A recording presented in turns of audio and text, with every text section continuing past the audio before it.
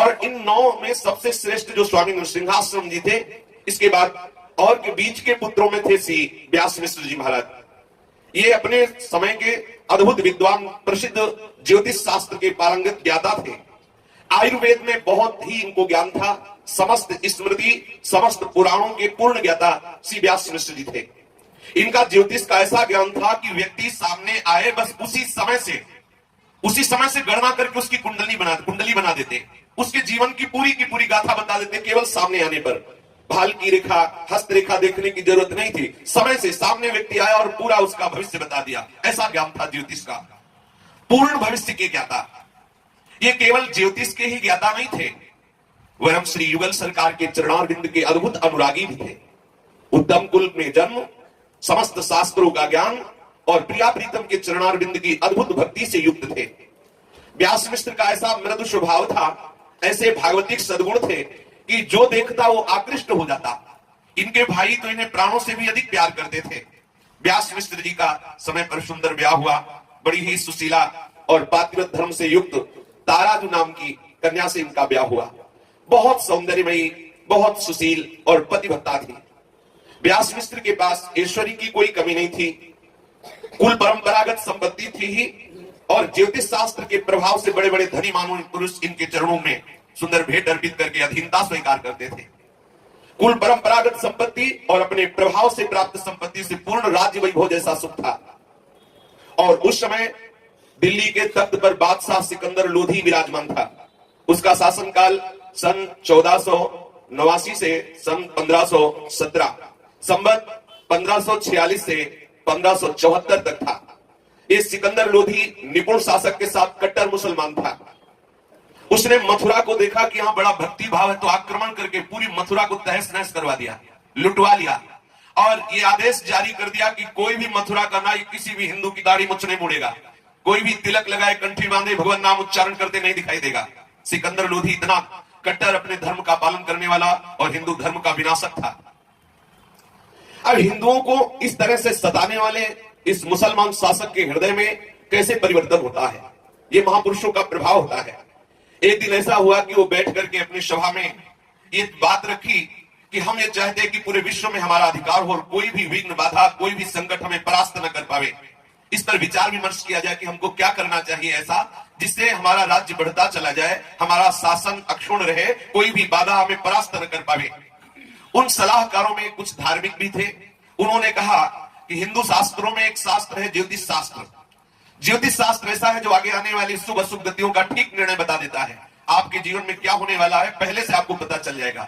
यदि आपको पहले से पता चल जाए और आप उसको अनुष्ठान या शासन के द्वारा किसी भी तरह उस बाधा को हटा दे, तो आप एक छत्र राज्य धारण कर सकते हैं। ऐसे राजा हो सकते हैं जिसे कोई परास्त नहीं कर सकता। तो सिकंदर लोधी के हृदय में बात जम गई कि ये बात तो हमें जानना ही होगा कि आगे समय हमारा कैसा रहा है, और इसके लिए हमें ज्योतिष शास्त्र की ज्ञाता की आवश्यकता है।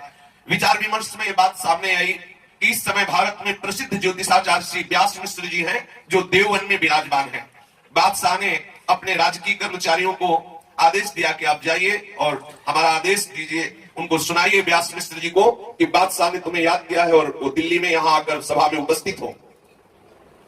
अब ये बात जब व्यास मिश्र जी को पता चली, राजकीय कर्मचारी उनके समीप गए, तो उन्होंने विचार किया कि यद्यपि मुझे इस म्लेच्छ राजा धर्म विरुद्ध आचरण करने वाले के पास जाने की आवश्यकता नहीं है, पर ये इस समय पद पर विराजमान है और यदि हमने अस्वीकृति कर दी तो वैसे ही हिंदू धर्म का विरोध करता है। कहीं ऐसा ना हो कि ये हिंदू धर्म पर और अत्याचार करने लगे और ब्राह्मण आदि जो धर्म का पालन करने वाले हैं इनका विनाश का फरमान लागू कर दे। यद्यपि कोई आवश्यकता नहीं है, पर मुझे इस कट्टर मुसलमान को परिवर्तित करने के लिए जाना चाहिए। ऐसा निश्चय करके स्वीकृति दे दी व्यास मिश्र जी ने कि हम जरूर सभा में पधारेंगे।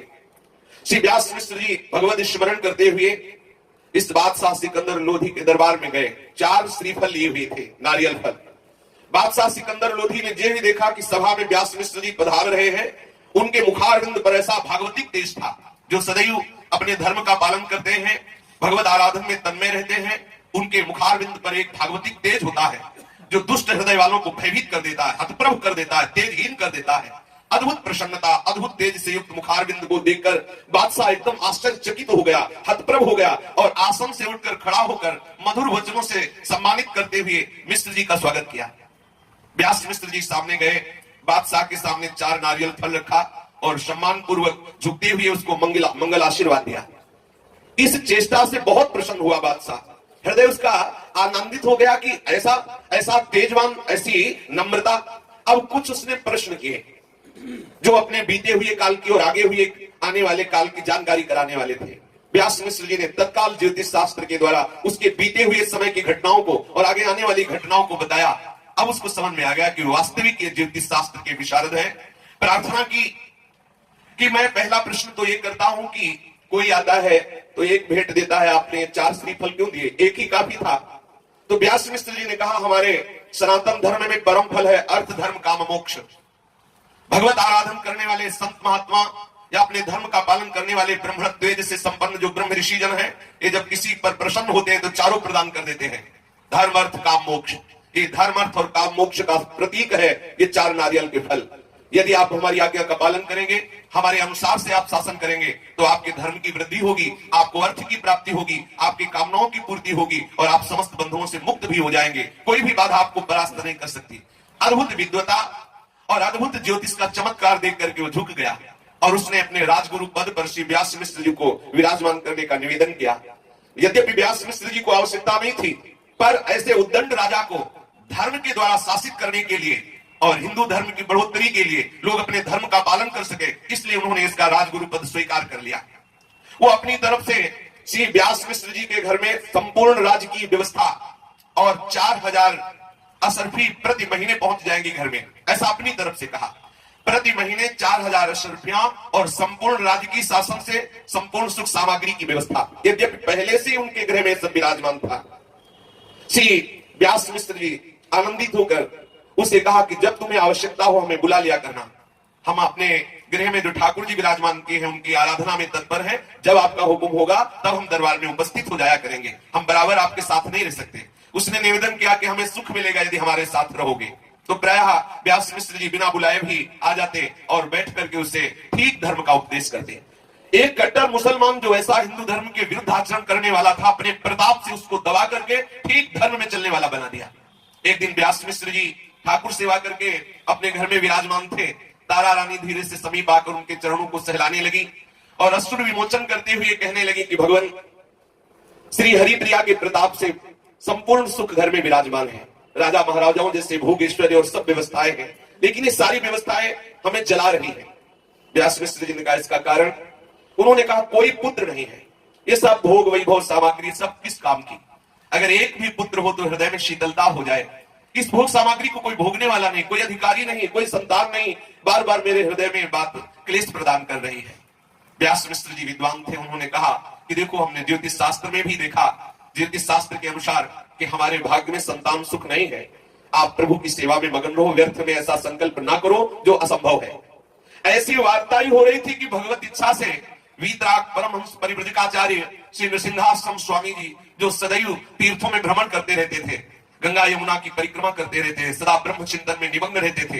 ये प्रभु की अद्भुत लीला कि ऐसे वैराग्यवान महापुरुष जिनको किसी भी तरह की कोई आसक्ति नहीं है, जो निष्प्रिय है, निरपेक्ष है, समदर्शी है, सदा भगवत चिंतन में मगन रहते हैं, वो पधारे श्री व्यास मिश्र जी के गृह में।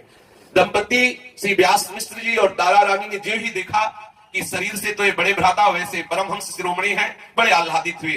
दौड़कर व्यास मिश्र जी ने साष्टांग प्रणाम किया, प्रणाम करके सुंदर आसन पर विराजमान किया, उनके चरण पखारे, चरणोदक पान किया, फिर सुंदर आरती पूजन आदि किया।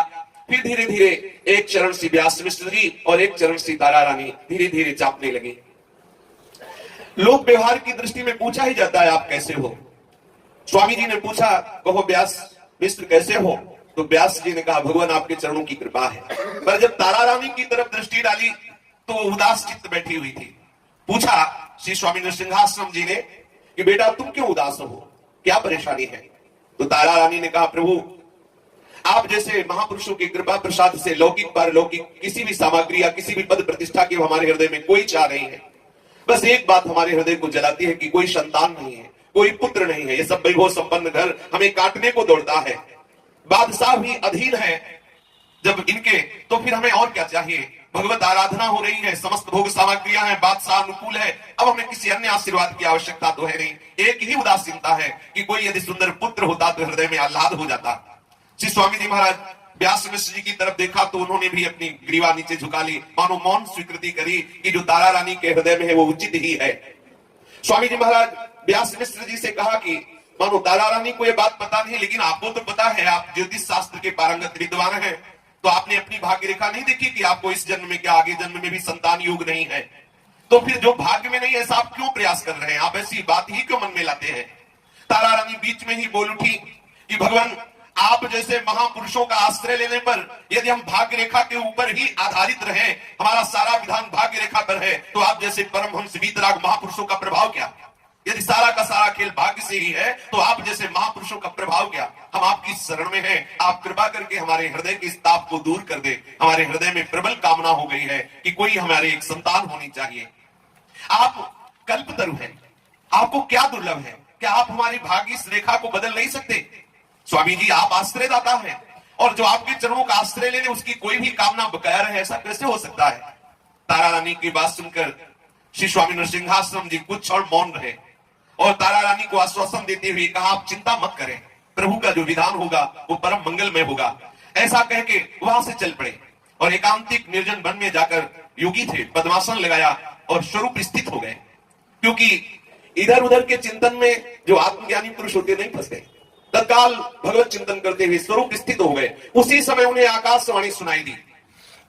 आकाशवाणी सुनाई दी कि जो व्यास मिश्र और उनकी पत्नी ने आकांक्षा की है वो उनकी आकांक्षा नहीं है, वो मेरी दी हुई आकांक्षा है। वो मेरे आराधन में तत्पर है, उनके हृदय में कहीं संतान की कामना नहीं हो सकती, पर यह कामना मैंने दी है। ये होता है भक्तों के हृदय में जो सुदृढ़ कामना अपना अधिकार जमा लेती है वो उनकी स्वयं की नहीं होती, वो भगवत इच्छा से होती है। आकाशवाणी हुई कि ये कामना की जो उत्पत्ति उनके हृदय में हुई वो मेरे द्वारा हुई है और अब मैं ही स्वयं अपनी वंशी के साथ उनके यहां अवतरित तो होऊंगा, तुम्हें चिंता करने की आवश्यकता नहीं है। श्री प्रिया प्रीतम का नवनिवृत्त निकुंज का जो अद्भुत प्रेम विलास है, रासेश्वरी और रासेश्वर प्रभु का वो अद्भुत नित्य विहार रस प्रकट करने के लिए मैं अपने वंशी स्वरूप से प्रकट होऊंगा। ऐसा आकाशवाणी सुनी, बहुत आह्लादित हुए, आसन छोड़कर उठे और पुनः व्यास मिश्र जी के घर पधारे।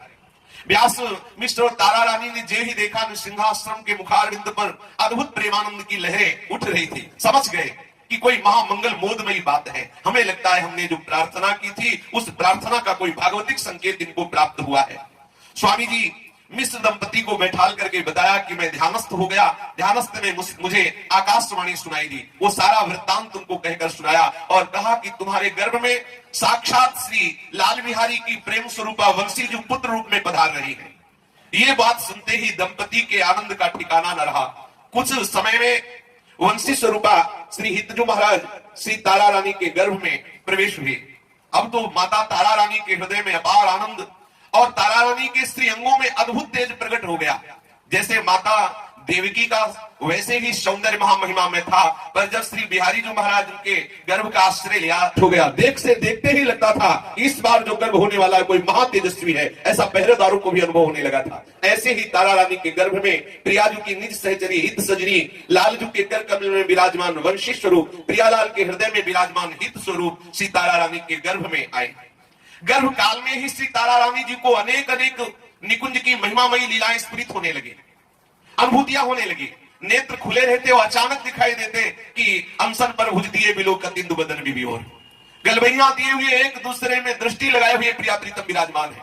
आंख खोले खोले दृश्य बदल जाता, देखते समक्ष श्री श्यामा श्याम अद्भुत अद्भुत लीलाएं कर रहे हैं। कभी स्वप्न में देख रही प्रिया प्रीतम की रसमयी लीलाएं, कभी जागृत में व्यवहार में कोई क्रिया कर रही, क्रिया करते करते बेसुध हो गई और प्रिया प्रीतम की लीला का चिंतन करते हुए डूब गई उसी में। किसी से वार्ता कर रही, वार्ता करते करते बेसुध हो गई, श्यामा श्याम की रूप माधुरी उनके नेत्रों में छा गई, क्योंकि श्री हितजू महाराज श्री तारा रानी के गर्भ में विराजमान थे। प्रतिक्षण प्रेम विकलता बढ़ती जा रही थी, अलौकिक दिव्य आनंद उनके चित्त में पूरे समय स्फुरित होता रहता। श्री व्यास मिश्र जी अब तो बादशाह के पास जाना ही बंद कर दिया, तारा रानी के समीप ही रहना, उनको प्रियालाल का जस सुनाना, उनकी देखरेख करना, और ऐसा माधुर्य आकर्षण तारा रानी के मुखारबिंद पर प्रकट हुआ कि अब वो एक क्षण के लिए उनको नहीं छोड़ते थे। अधिक से अधिक पूरा समय श्री तारा रानी जी के सानिध्य में व्यतीत करते। दर्शन से ही अपार आनंद व्यास मिश्र को होता, तारा रानी के दर्शन से ही दिव्य अनुभूतियां प्रकट होने लगी। अब बादशाह के दरबार में इनका जाना बिल्कुल बंद हो गया था, तो इस अनुपस्थिति के कारण बादशाह को चिंता हुई और क्यों नहीं दरबार में आते ये जानने का प्रयास किया।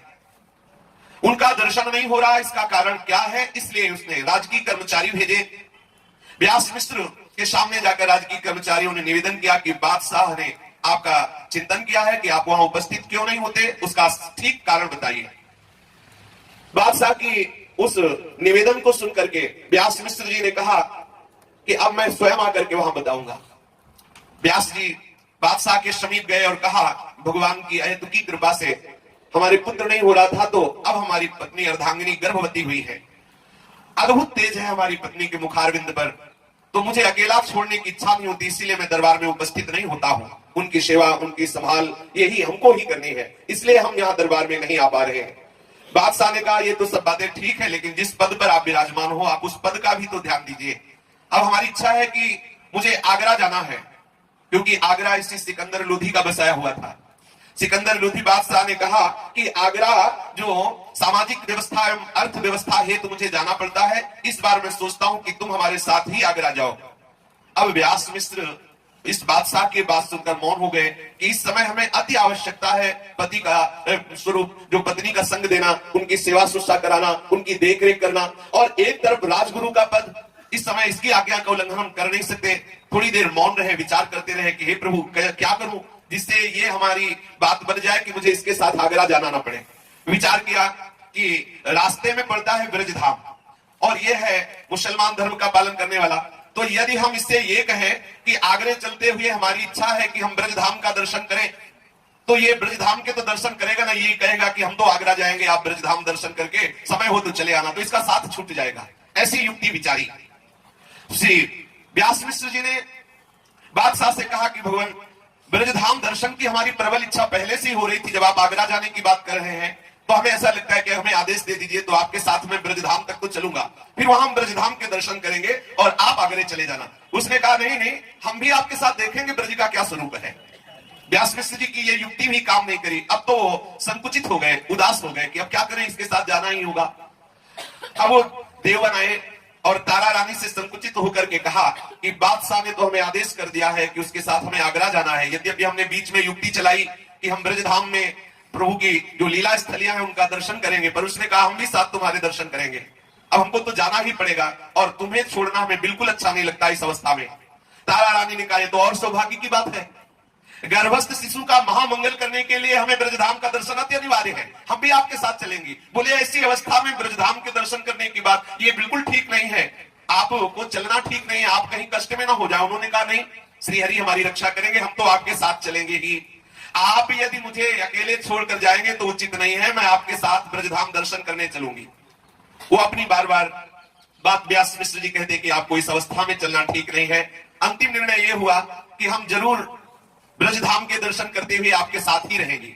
अब व्यास मिश्र जी ने बादशाह से निवेदन किया कि हमारी जो अर्धांगिनी तारा रानी है, गर्भ प्रकट होने का बहुत कम समय रह गया है और वो अकेले रहना नहीं चाहती। हमने कहा हमें आपके आदेशानुसार आगरा साथ जाना है, तो ब्रजधाम के दर्शन करेंगे। तो उन्होंने भी कहा कि हमें दर्शन करना है, तो आपकी स्वीकृति है। बादशाह ने प्रसन्नता से कहा, हम समस्त राज्य की व्यवस्था ऐसी कर देंगे कि आपकी अर्धांगिनी को कोई भी कष्ट नहीं होगा और वो हमारे साथ ही चले।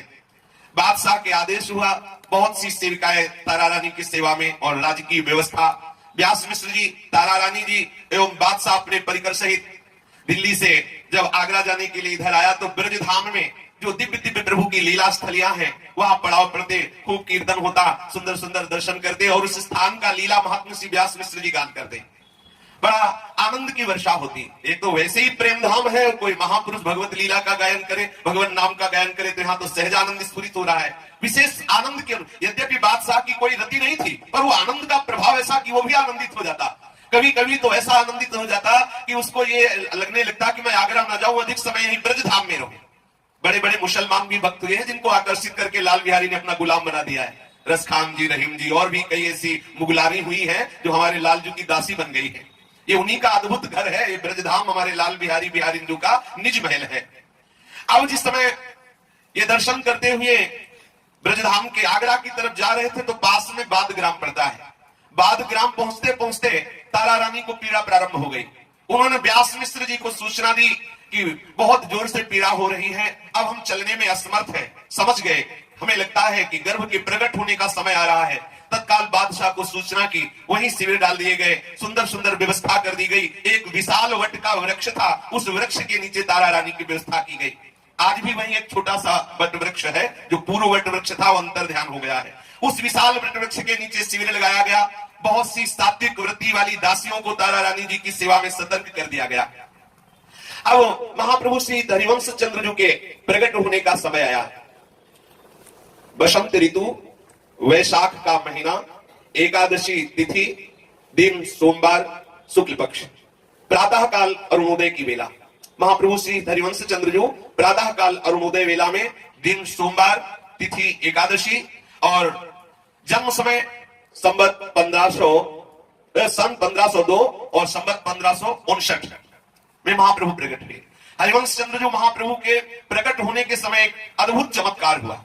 श्री बादग्राम में जो सूखे पेड़ थे बिल्कुल ठूंठ हो गए थे, जिनमें बिल्कुल जान नहीं थी। महाप्रभु जब वहां प्रकट होने का समय आया तो वहां वो अपने आप नवीन नवीन किंगों से युक्त हो गए, नवीन नवीन उनमें शाखाएं प्रकट हो गई, सूखे वृक्ष भी हरे हो गए और ऐसा प्रभाव बड़ा, पूरे बादग्राम में राधा नाम की ध्वनि छा गई। किसी को पता ही नहीं कि हम क्यों राधा राधा राधा राधा उच्चारण कर रहे हैं। संपूर्ण प्रकृति मंगलमय हो गई। श्री सेवक जी महाराज अपने सेवक वाणी में वर्णन करते हैं, निर्जल सजल सरोवर भये, उखटे वृक्ष पल्लव नये, दे सकल सुख सबनी को। निर्जल सजल सरोवर भये, उखटे वृक्ष पल्लव नये, दे सकल सुख सबनी को। सर्वाश्चर्य बात, जो सूखे हुए सरोवर थे उनमें अपने आप जल भर गया, जो सूखे हुए पेड़ थे उनमें नवीन पल्लव निकल आए। सबके हृदय में एक विशेष आह्लाद है, विशेष सुख है। असन सैन सुख नित नित नए, अन्न सुकाल चहु दिशि भये, गए अशुभ सब विश्व के। असन सैन सुख नित नित नए, अन्न सुकाल चहु दिशि भये, गए अशुभ सब विश्व के। जो श्री किशोरी जी के चरणों के चिंतन में मगन रहते, करोड़ों सिद्धियां उनके चरणों में वास करती हैं। ये तो साक्षात हित का अवतार है। बादग्राम के समस्त घरों में बिना कमाए, जो उनके घरों में नहीं था, वो भी भोजन सामग्रियां प्रकट हो गई। सुंदर सुंदर सैया आसन, समस्त सिद्धियों ने समस्त बादग्राम को सजा दिया। समस्त असन और सैन के समस्त सुख वहां उपस्थित हो गए। सबके हृदय में एक अद्भुत आह्लाद है। जितने म्लेच्छ सैनिक थे बादशाह सिकंदर लोधी के, उनके हृदय में पता नहीं कैसा अद्भुत आनंद कि वो भी राधा नाम का कीर्तन कर रहे हैं। उनको खुद पता नहीं है कि जहां अल्लाह अल्लाह बोलना चाहिए सब भूल गया, अल्लाह बल्ला शुरू है राधा राधा राधा। ये ब्रज धाम और महाप्रभु हरिवंश चंद्र जी का प्रताप। म्लेच्छ सकल हरि जस विस्तरहि, परमो ललित बानी उच्च रही, करही प्रजा पालन सबे। म्लेच्छ सकल हरि जस विस्तरहि, परम ललित बानी उच्च रही, करही प्रजा पालन सबे। जितने भी म्लेच्छ जन जो आए हुए थे, समाज आई हुई थी बादशाह की, सब हरिनाम कीर्तन, सब राधा नाम कीर्तन, सबके हृदय में उमंग है। सब मधुर वाणी से प्रियाजू का नाम उच्चारण कर रहे हैं और बादशाह के हृदय में अपने आप ऐसा सतोगुणी भाव प्रकट हो रहा है कि हमारी प्रजा सुखी रहे, सब अपने धर्म का पालन करें, किसी को किसी तरह का दंड न दिया जाए, ऐसा उसके हृदय में अपने आप विचार हो रहा है। अपनी अपनी रुचि बस बास, जस बरनो हरिवंश विलास,